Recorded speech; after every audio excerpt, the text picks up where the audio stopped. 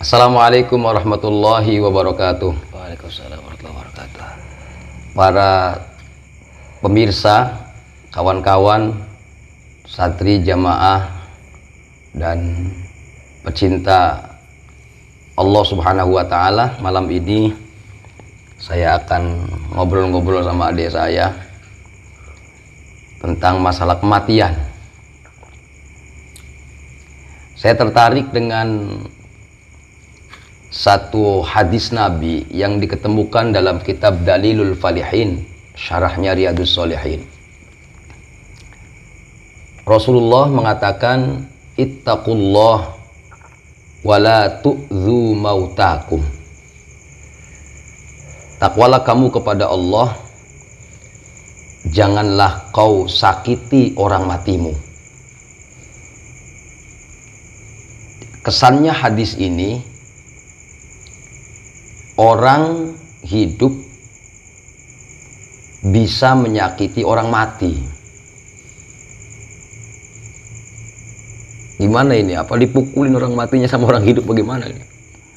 Bahkan Rasul Shallallahu Alaihi Wasallam mengatakan, takutlah kamu kepada Allah, jangan kau sakiti orang matimu. Sakit itu apa ya? Menyakitinya dalam hal apa itu? Kenapa bisa menyakiti gitu? Nah ini dia. Ternyata sakit di sini bukan sakit fisik.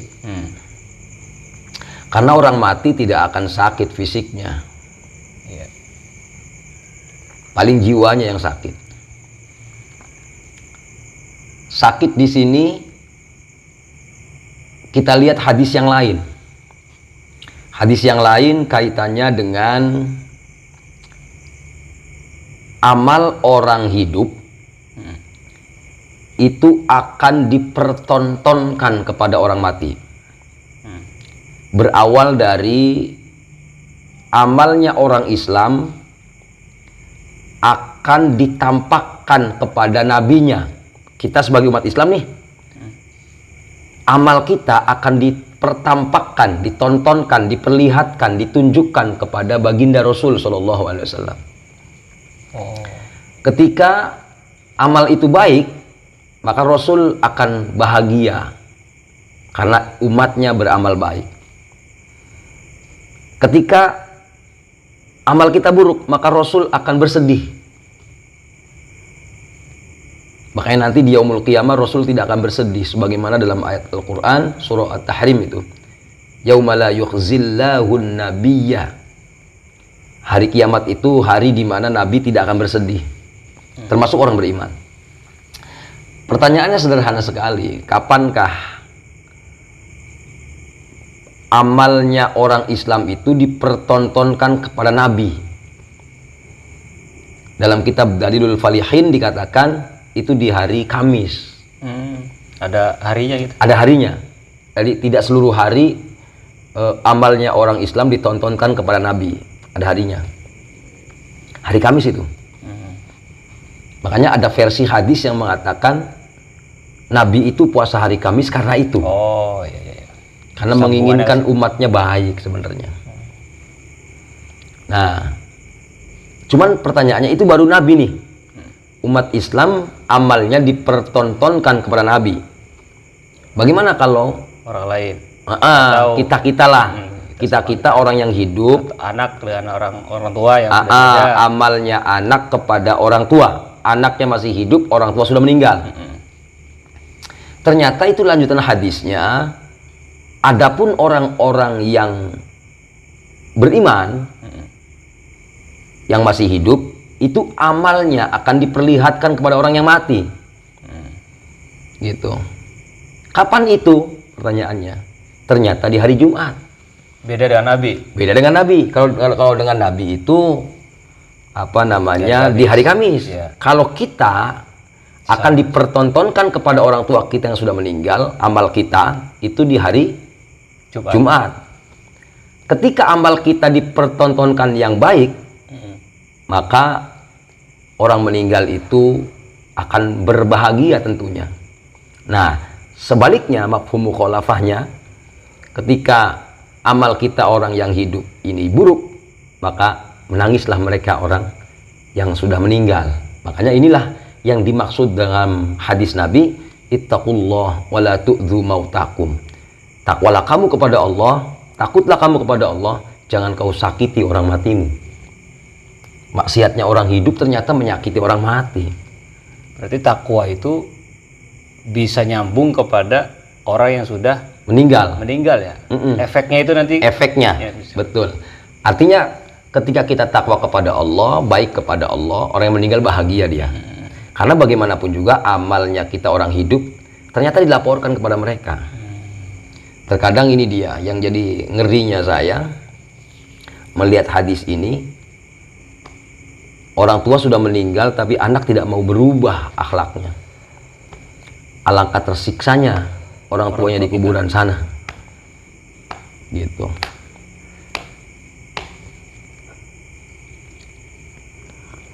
di hari Jumat ya. Hari Jumat itu. Ada nggak amalan-amalan? Nah, amalan untuk agar supaya kita tidak menyakiti orang tua yang sudah meninggal misalnya. Apakah ada gitu? Dan itu apakah amalannya itu hanya sebatas di hari Jumat saja gitu? Nah ini dia, yang pasti kita harus baik gitu aja lah. Pada intinya makanya ada kata-kata ittaqullah, kita harus baik. Luas ya. Ketika orang tua sudah meninggal itu. Makanya banyak amalan membahagiakan orang tua yang sudah meninggal. Banyak sekali. Di antaranya kan Rasulullah ketika ditanya oleh sahabat, ya Rasul, ayahku sudah meninggal, orang tuaku sudah meninggal. Tapi bagaimana saya bisa membahagiakan orang tua saya? Bagaimana bisa berbakti pada orang tua saya? Apa kata Rasulullah? Bersedekahlah untuk orang tuamu. Gitu. Ada lagi pertanyaan sahabat yang lain, yang sama pertanyaannya itu jawabannya berbeda.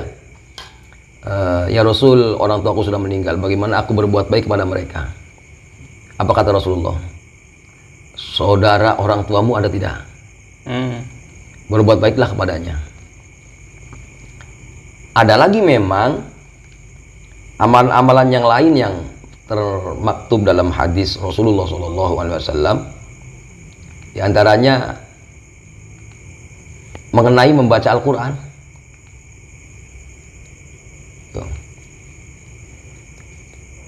Man qara al-Qur'an wa ta'allamahu wa 'amila bihi ulbisa walidahu yaumal qiyamati tajan min nurin dau'uhu mithlu dau'is syamsi. Intinya hadis itu tidak mau saya bacakan panjang-panjang. Itu hadis riwayat Al-Hakim, hadis sahih dari Buraidah radhiyallahu anhu. Ada keterangan dalam kitab Tanbihul Ghafilin. Ketika sang almarhum sedang disiksa di kubur, ternyata anaknya yang masih hidup membaca Al-Quran.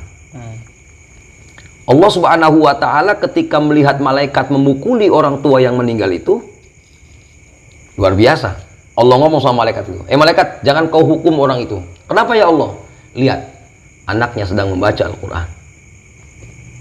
Makanya jangan aneh kalau ulama-ulama besar sekaliber Imam Syekh Abdul Qadir Al-Jilani, seorang wali kutub, tradisinya beliau bersama santrinya ketika masuk di hari Jumat ziarah beliau ke kuburan orang tuanya. Hebat, luar biasa itu. Seorang wali masih gemar berziarah. Ada apa di balik ini? Kok beliau kalau ziarah selalu di hari Jumat dan ba'da Jumat? Ini kalau saya kaitkan dengan amalnya orang hidup ditampakkan kepada orang mati pada hari Jumat. Pantas kalau Syekh Abdul Qadir ziarahnya hari Jumat. Sudah mengamalkan itu berarti. Kemudian ada lagi hadis man qara'a Yasin lailatan, siapa orang yang membaca surah Yasin di malam hari, Allah ampuni dosanya. Ada lagi hadis yang lain man qara'a Yasin lailatal Jum'ah. Artinya walaupun ada orang yang mengatakan malam Jumat ya, baca Yasin itu nggak ada dalilnya, itu salah itu. Dibaca kitab Al-Mujirur Rabi' fi Thawabil Amalis Shalih karangan Imam Ibnu Majid, seorang ahli hadis abad ke-5 Hijriah. Beliau mencantumkan satu hadis man qara'a Yasin lailatal Jum'ah. Gitu. Artinya siapa orang yang baca Yasin, surah Yasin di malam Jumat, Allah ampuni dosanya. Artinya yang pasti Yasin itu Al-Qur'an. Yasin bukan, kalau orang mengatakan bid'ah itu luar biasa itu. Berarti membid'ahkan Quran. Karena bagaimanapun juga apapun yang dikatakan mereka, Yasin itu Al-Qur'an. Kalaupun ada Al-Qur'an nggak ada Yasinnya, bukan Al-Qur'an. Bisa jadi. Iya kan begitu, nggak mungkin dong. Yasin kan bagian Al-Qur'an. Makanya kemudian pantas kalau ada hadis Nabi yang mengatakan membaca Yasin di malam Jumat. Walaupun memang tidak tok Yasin doang yang ada dalam malam Jumat itu, gitu. Ada Kahfi, gitu kan. Nah, yang pasti kalau bahasa saya mah, kalaupun nggak bisa Yasin, nggak bisa Kahfi, nggak bisa ya surah panjang, ya Qul hulah, bacalah Al-Quran sajalah. Artinya kalau melihat dari kitab Tambihul Ghafilin, walaupun itu kulhu sekalipun, Syekh Nawawi Al-Bantani dalam kitab Tanqihul Qaul Al-Hafiz, ketika Anda tidak mampu membaca Al-Quran, bukankah kulhu itu Al-Quran? Artinya baca kulhu saja sah-sah saja baca Quran. Artinya itu bukan sekedar pahalanya untuk dirinya, itu langsung ditransfer ke orang tuanya. Bahkan anak yang berani seperti ini, yang berani membaca Al-Quran, ini berarti anak yang siap mempertanggungjawabkan orang tuanya di yaumul qiyamah. Nah, pertanyaannya gini, Kang. Tadi kan yang dicontohkan itu kan orang-orang yang sudah, apa ya bahasanya, udah soleh lah ya. Kayak Syekh Abdul Qadir, kemudian orang-orang yang pandai membaca Al-Quran gitu. Nah, kebanyakan orang itu kan tidak semuanya sama. Apalagi untuk melampaui Syekh Abdul Qadir misalkan. Iya. Di masa hidup orang tuanya, ini si anak ini ya udah bergajul lah, bahasanya nggak bener gitu. Untuk belajar agama pun minim sekali. Apakah ketika belajar atau membaca Al-Quran di kala orang tuanya meninggal itu, amalannya sama seperti itu? Nah, ini pertanyaan menarik ini. Pertanyaan saya ketika muncul pertanyaan itu, gini aja. Antara orang yang bisa Al-Quran dan tidak belajar lagi, lebih mulia mana dibandingkan orang yang masih belajar Al-Quran? Saya melihatnya lebih mulia orang yang masih belajar. Yang paling hebat, yang paling hebat malah gini, dia udah bisa masih belajar. Karena tidak ada manusia sempurna. Makanya antara orang yang baca saja tanpa belajar berbeda dengan orang yang baca dan belajar. Makanya ada hadis yang mengatakan siapa yang membaca Al-Quran dan siapa yang mengajarkan Al-Quran dan siapa yang belajar Al-Quran, lain lagi nih. Gitu. Makanya di hadis tadi hanya membaca. Ada lagi man qoro'a. Tapi ada hadis yang lain bukan sekedar man qoro'a. Man qoro'a wa ta'allama wa 'allama. Man qoro'a Al-Quran wa ta'allamahu wa 'amila bih. Orang yang membaca Al-Quran dan belajar dan mengamalkan. Maka nanti di yaumul qiyamah si orang ini akan mempersembahkan mahkota dan baju kemuliaan untuk kedua orang tuanya. Beda dengan orang yang membaca Al-Quran, tidak belajar, maka dia hanya mempersembahkan mahkota untuk orang tuanya. Artinya jangan kemudian mentang-mentang udah pinter nggak belajar. Justru kalau saya pribadi, kenapa masih ngaji, kenapa masih minta disimak bacaan Al-Quran saya? Karena jelas dari hadisnya, antara orang yang bisa membaca saja tanpa belajar lagi, dan membaca dan masih belajar, tingkatannya berbeda. Sekedar membaca hanya mempersembahkan mahkota untuk orang tuanya, tapi ketika bisa membaca masih belajar, mempersembahkan dua hal. Satu mahkota untuk orang tuanya, dan yang kedua baju kemuliaan untuk orang tuanya. Subhanallah itu. Nah itu, kalau seperti itu kan ada pahala yang kita berikan kepada orang tua yang sudah meninggal. Gambaran saya tuh gini, apakah orang tua yang diturunkan Allah untuk melihat amal anak-anaknya kayak tadi tuh, atau amal anaknya itu yang masih hidup diambil sama Allah kemudian ditunjukkan oleh orang tua? Itu yang berbeda tuh Iya, untuk iya, menunjukkannya. iya. Jadi kan kebahagiaan itu berbeda. Iya, iya. Ini menarik ini. Ini ada perdebatan ulama, termasuk Buya Yahya menolak hadis ini. Saya baca dalam kitab Sahih Bukhari yang saya lihat, kemudian disitir oleh pengarang sebuah kitab tipis itu. Luar biasa kitabnya tuh, saya lupa namanya. Hadisnya begini panjangnya. Orang yang meninggal itu akan diizinkan Allah ruhaninya datang ke dunia. Melihat dari keluarganya, anaknya, saudara-saudaranya, orang yang dicintainya, dan tempat-tempat yang dikunjunginya, yang pernah dikunjunginya. Kapan? Pertanyaannya kan kapan? Dalam hadis Bukhari itu dikatakan begini. Di hari pertama setelah penguburan, hari ketiga, malam ketiga maksudnya, malam kelima, malam ketujuh, malam ke-40, malam Jumat, malam nisfu Sya'ban, malam Idul Fitri, dan malam Idul Adha. Oh, itu ada hadis ya? Ada hadis, sahih itu. Oh. Itu malam di mana ruh itu diizinkan Allah. Nah, diizinkan Allah. Artinya kalau izin Allah sah-sah saja. Ya. Gitu makanya saya katakan. Nah, tapi ada juga hadis yang memang mengatakan seperti ini. Ketika di hari Jumat, amalnya orang hidup ditampakkan. Artinya gini, malaikat diperintahkan Allah untuk membawa amalnya orang hidup dipertontonkan kepada yang mati. Gitu. Itu artinya gini, bisa dari sisi dua penafsiran di situ. Kalau melihat hadisnya dua-duanya ada gitu. Okay. Tapi yang pasti gini, orang mati itu tahu amalnya orang hidup. Oh. Dari mana itu? Saya ini sebelum bicara dalil. Iya. Saya pernah meneliti bab kematian dalam bukunya Profesor Baikuni MSc. Itu ilmu alam dalam Al-Quran. Profesor Baikuni MSc, kebetulan dosen saya waktu saya S2 itu, dia mengambil tulisannya dari penelitiannya Dr. Moody dari Amerika. Dr. Moody ini meneliti 500 orang yang sudah mati dan hidup lagi, berarti mati suri. 500 ya. 5 orang. Dan yang jadi aneh, yang diteliti bukan orang Islam. Artinya kalau umat Islam takutnya terdoktrin dengan tauhid. Betul. Gitu aja. Akhirnya nggak, ibarat penelitian nggak fair lagi gitu. Karena penelitian bahasa itu. Ternyata 500 orang ini di lain Islam yang diteliti. Dia kebetulan Dr. Moody ini dokter bedah di Amerika. Ternyata kesimpulannya 3. 1, orang mati itu tahu apa yang ketika dia mati, tahu bahwa istrinya menangis, anaknya menangis, lihat gitu ya. bahkan dia mendekati anak istrinya, kenapa kau menangis?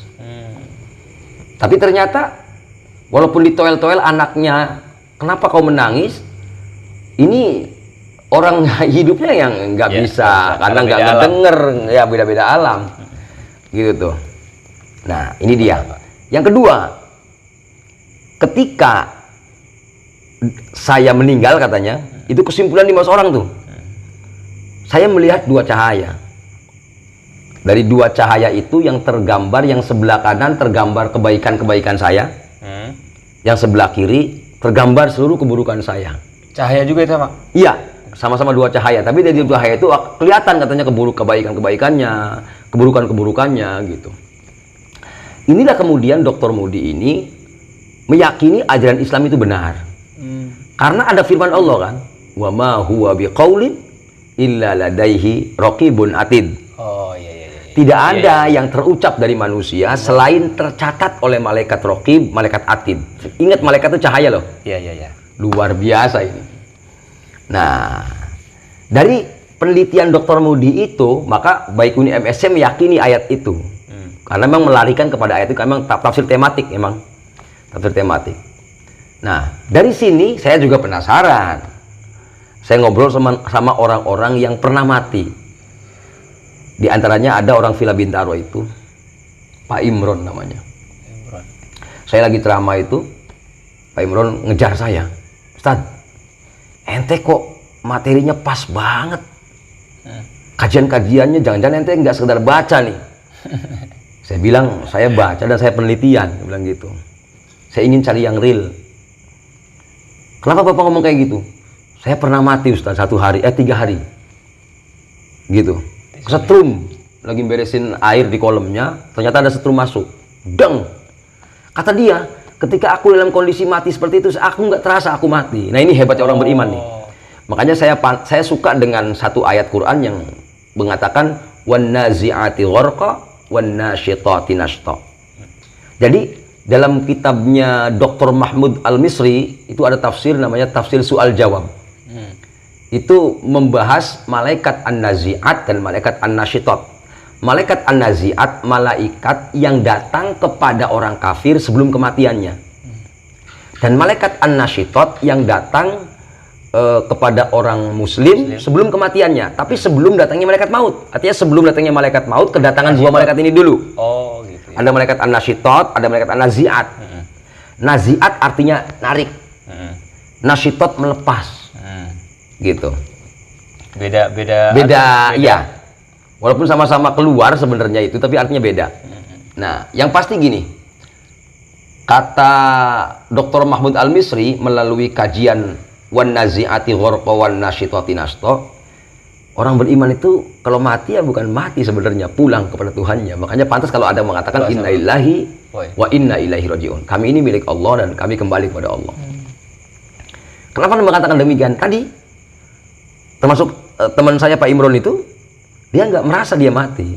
Makanya ketika anaknya pada menangis, badannya terbujur, ruhnya itu ngeliat, loh anak saya menangis, ada apa ini? Kenapa kamu nangis? Lah pertanyaan ini kan kemudian saya nggak ngerasa mati. Makanya pantas kalau ruhnya orang beriman di saat keluar itu bukan dicabut dia pulang. Makanya bahasanya telah pulang ke rahmatullah. Gitu. Allah rahmatullah ya melepas bentar begitu. Betul, keindahan yang ada.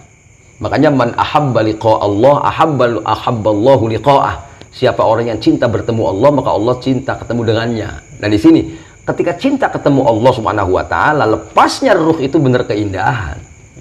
Subhanallah. Kalau saya melihat penelitiannya Pak Imron itu. Nah, yang jadi unik kata dia, saya tepuk-tepuk pantat anak saya, kenapa kamu menangis? Nggak jawab-jawab dia. Baru sadar bahwa saya udah beda alam dengan dia. Nah, gitu. Artinya gini, dari ungkapan orang yang pernah mati, yang pasti orang mati itu ternyata bisa melihat amal orang hidup. Makanya ada wak saya itu dari istri Wayat itu pernah ngomong kayak gini, tahukah kamu barzah, katanya gitu. Barzah itu dunia, barzah alam dunia. Cuman bedanya ada penyekat namanya barzah nih. Gitu loh. Makanya pantas kalau orang yang hidup orang mati bagaikan orang menonton bola di TV. Giring kanan, giring kiri, gitu ya? golin, enggak gol-gol juga. Emang yang komentar di luar, yang bukan penonton, yang bukan pemain, itu memang didengar sama pemain itu? Iya, enggak. Kan enggak. Ngototnya kayak apa? Ngotot kayak apa juga, gitu. Nah itu kan, itu bukti bahwa penelitiannya kekinian itu mengatakan sama. Artinya orang hidup bisa melihat orang mati bisa melihat amal orang hidup. Gitu. Bisa juga amalnya orang hidup dipertontonkan kepada orang yang meninggal. Tapi kebanyakan yang kita pakai di keseharian kita berarti memakai yang pendapat yang pertama tadi. Ya apa? Allah mengizinkan orang yang meninggal ruhnya untuk melihat amal-amalnya untuk datang keluarga yang ditinggalkan ya. Nah, kalau itu kan tadi kan bisa menyakiti, Kang. Ada gak sih yang berbalik gitu? Membahagiakan. Nah ini dia. Saya suka dengan ziarah kubur itu, diantaranya saya baca bukunya Ibnul Qayyim Al-Jauziyah. Dalam bukunya Ibnul Qayyim Al-Jauziyah itu dalam kitab Ruh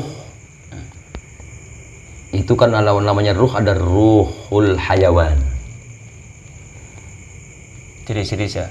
Jenisnya seperti burung. Makanya lihat Rasulullah ketika ziarah, ketika sedang menguburkan, tiba-tiba kata sahabat Abu Bakar, di atas kami seperti ada burung terbang, pak gitu. Ternyata itu ruh. Gitu. Makanya Imam Ibnul Qayyim dalam bukunya Kitab Ruh itu ngomong kayak gini. Ketika orang udah meninggal dikubur, itu kan keluarganya berkunjung ke kuburan. Makanya ziarah itu berkunjung sebenarnya. Artinya kalau berdoa di rumah saja, yang penting berkunjung di situ. Maka ketika berkunjung itu ruh yang dikunjungi itu terbang-terbang tuh. Dan bertemu dengan ruh yang lain, kemudian bicara ruh yang lain, kamu kok bahagia banget, ada apa? Kata yang ditanyanya, lah bagaimana saya nggak bahagia? Lihat anak saya katanya, lagi berziarah ke kuburan saya. Nah, makanya kalau dalam pendapatnya ulama Ahlus Sunnah, itu mengatakan begini, kebahagiaan yang paling bahagia ketika orang sudah meninggal, didatangi kuburannya. Gitu, artinya hadis masalah ziarah kubur membantah mereka yang katanya ada apa kaitannya orang hidup sama orang mati itu. Artinya kalau Imam Ibnul Qayyim mengambil pendapat ke arah sana. Ini artinya bisa saja kita bahagiakan dengan ziarah, datang ke kuburannya. Atau kebahagiaannya nanti di yaumul qiyamah yang paling hebat itu dikaitkan dengan satu ayat yang berbunyi, ada doa yang cukup kita kenal. Rabbana hablana min azwajina wa dzurriyyatina qurrata a'yun waj'alna lil muttaqina imama. Rabbana, wahai Tuhan kami, hablana, karuniakan kepada kami, min azwajina, dari istri kami, wa dzurriyyatina, dan keturunan kami, qurrata a'yun, yang menjadi permata hati. Saya dulu ketika belum baca tafsir ayat ini, generasi atau dzurriyyah atau keturunan yang menjadi qurrata a'yun itu lebih cenderung keduniaan. Artinya ranking, orang tua bahagia, kita kasih duit ke orang tua bahagia. Ternyata salah besar. Kita sukses. Artinya ayat ini ternyata kaitannya ketika dibangkitkan di yaumul qiyamah, kemudian ditampakkan itu baru. Itu kaitannya dengan wa kullu insanin alzamnahu ta'irahu fi 'unuqih. Nah, ketika orang dibangkitkan dari kuburannya di yaumul qiyamah, maka seluruh manusia akan dikalungkan catatan amalnya. Wa nukhriju lahu yaumal qiyamati kitaban. Buku itu akan kami keluarkan, yalqahu mansyura. Kemudian buku itu terbuka, dibuka mansyura. Iqra kitabak. Pendapat yang paling kuat, malaikat ngomong kepada orang yang dikalungkan catatan amal itu, sekarang baca bukumu, baca catatan amalmu. Iqra kitabaka kafa binafsikal yauma 'alaika hasiba. Cukup hari ini kau sendiri yang menyaksikan amalmu, yang menghisab amalmu, yang menghitung amalmu. Tidak ada yang lain yang dengar. Tidak ada, masing-masing semua orang mendapatkan. Sibuk sendiri-sendiri. Sibuk sendiri-sendiri dengan catatan amalnya. Nah, kemudian tiba-tiba orang yang membaca catatan amal itu tersenyum dia, bahagia sekali. Makanya lihat dalam Al-Quran banyak ayat-ayat yang membicarakan kebangkitan di yaumul qiyamah berbahagia. Makanya ada katakan wujuhu yauma idzim musfirah dhahikatum mustabsyirah. Dalam surah An-Naba, dalam surah Abasa itu. Wajah mereka berseri, tertawa. Kenapa mereka berseri-seri dan tertawa? Satu ayat yang ditafsirkan tadi, Rabbana hablana tadi, dibaca dalam kitab Dalilul Falihin, Dr. Alan As-Siddiqi dalam syarahnya Dalilul Falihin itu mengatakan orang yang mati itu tertawa karena lihat amalnya. Dia mati tahun 2017, tapi tahun 2020 masih ada amal. Sehingga dia tanya kepada Allah, ya Allah, amal apa ini? Amal siapa? Saya kan mati tahun ini. Iya. Apa kata Allah? Anakmu.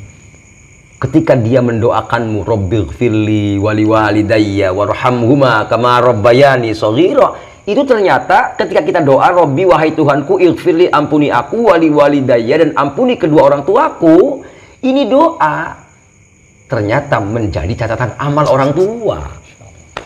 Subhanallah, Kita luar biasa. meremehkan ya, Nah, sementara ini kita remeh dengan doa seperti itu. Ayo, Sakanya tidak seolah-olah nggak efek. ngaruh. Iya. Seperti mendoakan saja, seperti kewajiban anak pada orang tua mendoakan udah rapi. Tapi ternyata doa ini berefek puncak di saat berjumpa dengan Allah Subhanahu wa taala. Orang tuanya bahagia. Ya Allah, luar biasa. Ini baru doa. Iya. Gitu. Bagaimana dengan sodakohnya? Bagaimana dengan membaca Al-Qur'annya? Sedangkan baca Al-Qur'an anak nyampe ke orang tua. Itu otomatis. Gitu. Bagaimana dengan berbuat baiknya kepada saudaranya? Itu nanti akan kelihatan sama catatan orang tua kepada dirinya di hadapan Allah Subhanahu wa taala. Nah, ini hal-hal yang penting sebenarnya untuk kebahagiaan orang tua kita di yaumul qiyamah. Itu Rabbil firli wali walidayya. Nah, anak inilah yang kemudian menjadi permata hati di saat orang tuanya berjumpa dengan Allah di yaumul qiyamah. Padahal di saat itu kan kalau diterangkan dalam Al-Qur'an itu fa idza ja'atis sakhah yauma yafirrul mar'u min akhihi wa ummihi wa abihi wa sahibatihi wa banihi likulli imri'in minhum yauma idzin sya'nu yughni.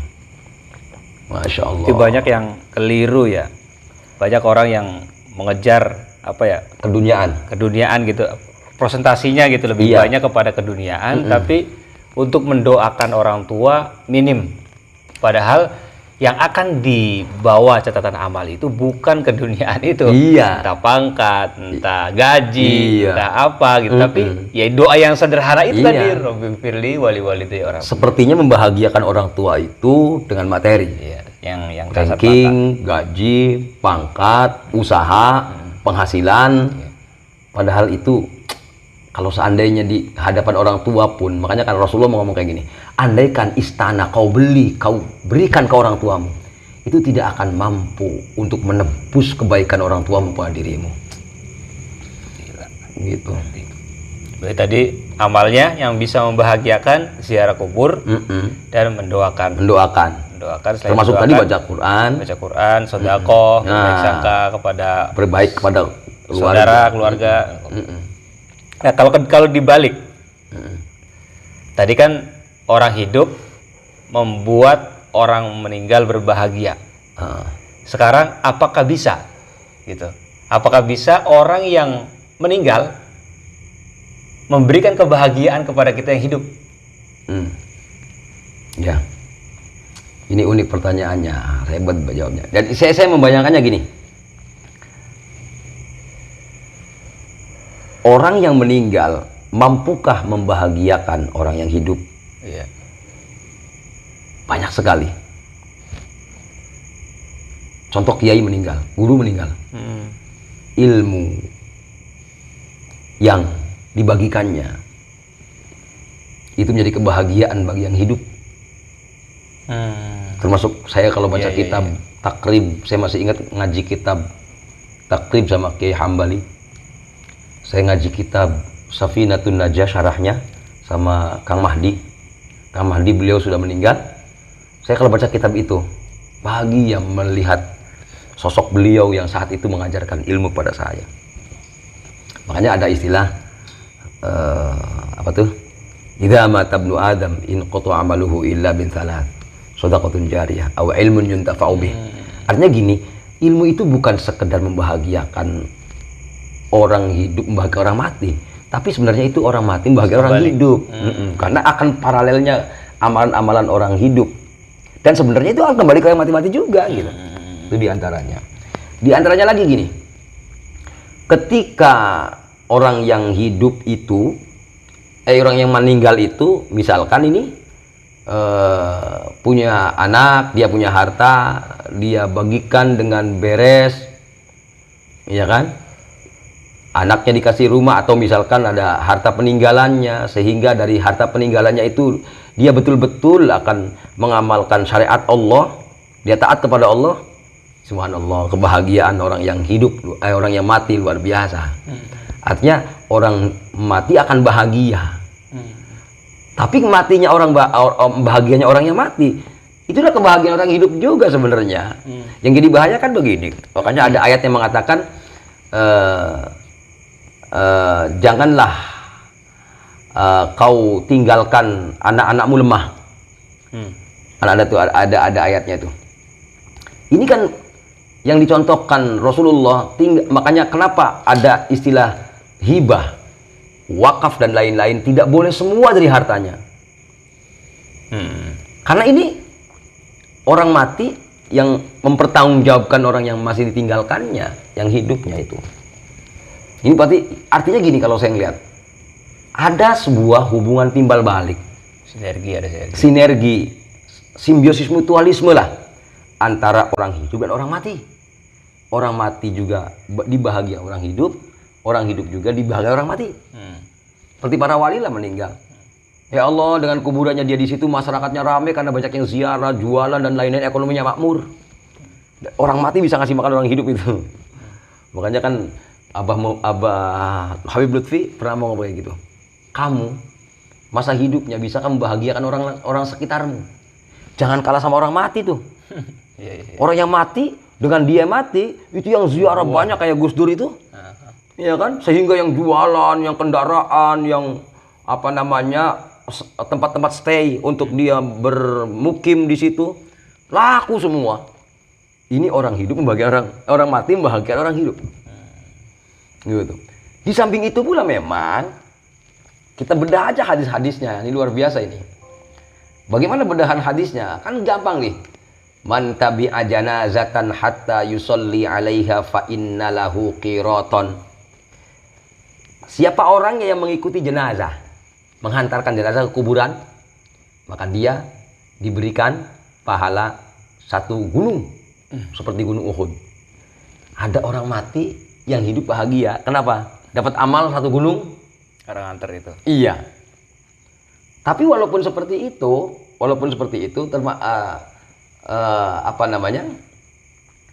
ada hadis yang lain juga yang mirip nih. Luar biasa nih. Ini kan berarti kan ternyata menghantarkan jenazah itu bukan sekedar kebahagiaan yang meninggal loh. Yang hidup kasih pahala. Kasih juga. Artinya kan ini balik nih. Sama-sama diberi kebahagiaan. Sama-sama diberi kebahagiaan, saling menguntungkan. Termasuk ma min rajulin yusolli alaihi mi'atun illa ghafarallahu lahu. Siapa orang yang meninggal disolatkan oleh 100 orang, maka Allah ampuni dosanya. Tuh. Ternyata mensolatkan jenazah yang ada dalam hadis ini, solatnya banyak, yang nyolatinya banyak, 100 orang, diampuni, jaminan ampunan untuk yang meninggal. Padahal dalam hadis yang lain dikatakan, orang yang mensolatkan jenazah, itu dia mendapatkan pahala 1 qirot. Tuh. Artinya hadis berbicara orang yang mensolatkan jenazah dapat 1 qirot, ini kebahagiaan untuk yang hidup. Hadis yang membicarakan tentang orang yang mati disolatkan 100 orang, yang mati dijamin ampunan Allah. Ini berarti dalam 2 sisi hadis, ternyata yang namanya syariat itu, kita contohkan syariat kematian saja, bukan sekedar menguntungkan yang mati, ternyata yang hidup pun diuntungkan. Kita lihat lagi hadis yang lain. Hadis masalah memuji orang yang meninggal. Ya kan? Itu kan ada hadisnya cukup jelas itu.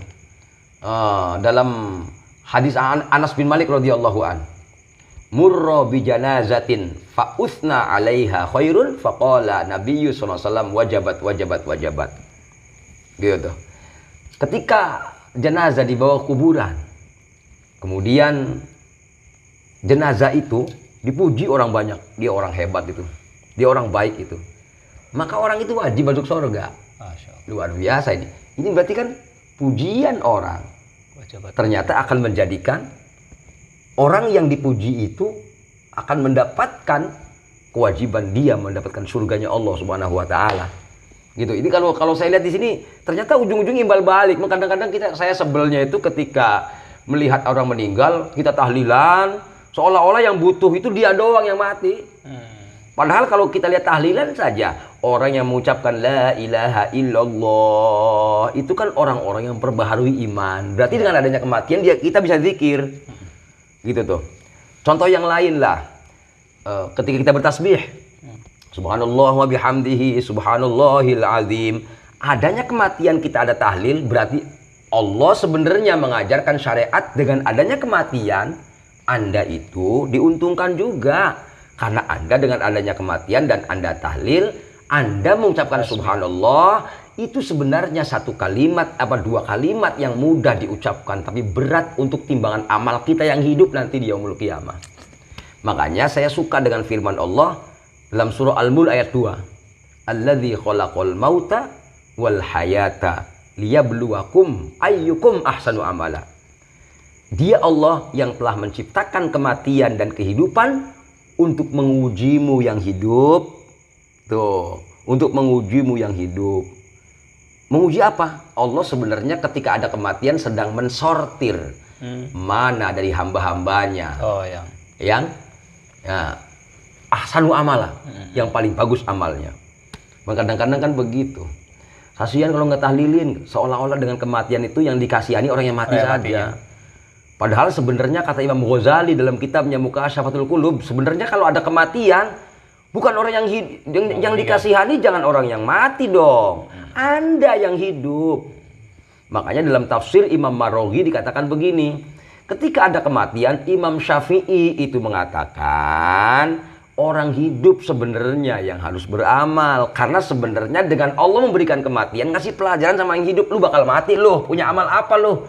Baca tahlil, baca istighfar, baca sholawat.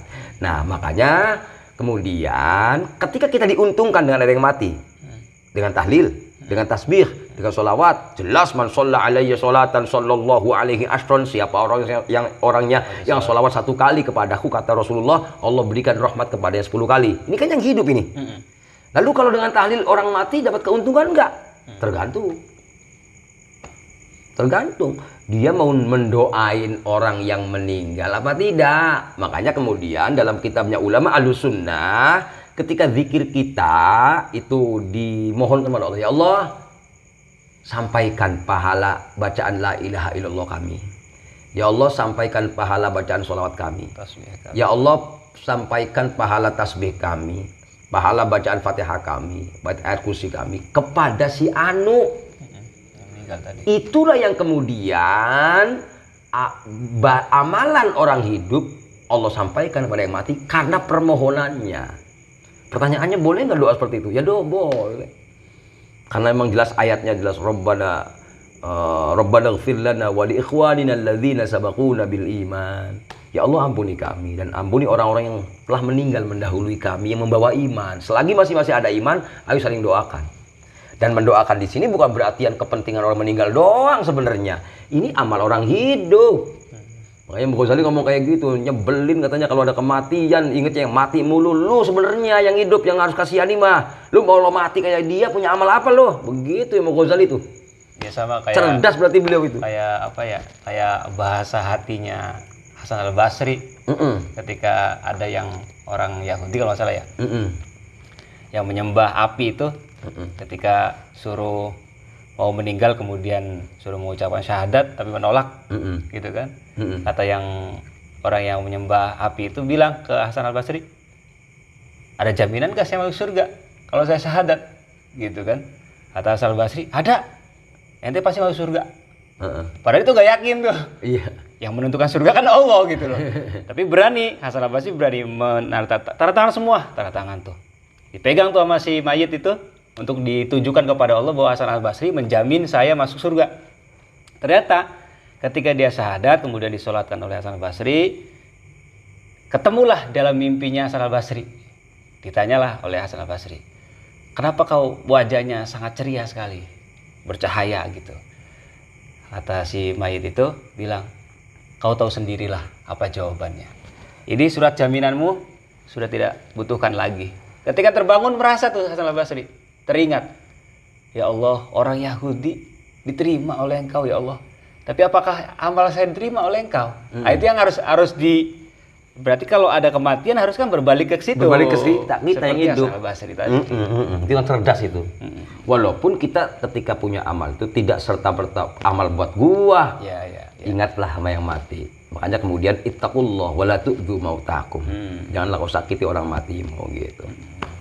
Jadi bahagiakan aja gitu. Iya, intinya sih dari obrolan kita sebenarnya orang hidup orang mati punya imbal balik.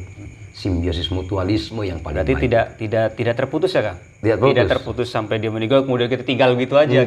Enggak, tetap ada hubungan. Tetap ada hubungan gitu ya. Karena bagaimana kalau seandainya nggak ada hubungan, buat apa sholat jenazah?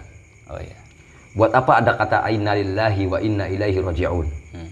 Kalimat inna lillahi wa inna ilaihi raji'un misalkan nih diumumkan si Anu telah meninggal dunia. Kita doakan mudah-mudahan dia husnul khotimah misalkan. Kemudian kita ngomong inna lillahi wa inna ilaihi raji'un. Nih, kata Rasulullah, orang yang mengucapkan inna lillahi wa inna ilaihi raji'un, itulah orang yang mendapatkan pahala seperti pahalanya orang yang kemusibahan meninggal tadi. Artinya luar biasa itu. Ini baru-baru inna lillahi loh. Iya, iya. Ini belum menyolatkan, belum ikut memandikan. Ternyata ketika menyolatkan pun tidak imbasnya untuk yang hidup saja, yang mati pun ada. Tadi tuh, iya. ketika mensolatkan satu orang, kata Rasulullah, satu orang jaminan ampunan. Tadi tuh, atau memuji orang yang meninggal, jaminan jamat ampunan Allah, atau wajib masuk surga malah. Gitu tuh. Artinya kalau saya di sini menyikapi kematian, tetaplah melihat dalil-dalil yang ada, simbiosis antara orang mati orang hidup. Itulah keadilan Allah berarti ya. Inilah hebatnya Allah. Nah, ini dicakap cerdas itu. Luar biasa. Allah sangat adil. Baik, cukup pembicaraan kita. Mudah-mudahan dapat membuka wawasan kita tentang masalah kematian dan mari beramal dengan ada kematian. Dan ingatlah orang yang mati. Mudah-mudahan kita dijadikan Allah sebagai keluarga yang membahagiakan orang yang meninggal dari orang tua kita. Kelak yang paling inti, yang paling penting di saat orang tua kita berjumpa dengan Allah SWT di yaumul qiyamah. Allahul muwaffiq ila muttaliq. Wassalamualaikum warahmatullahi wabarakatuh.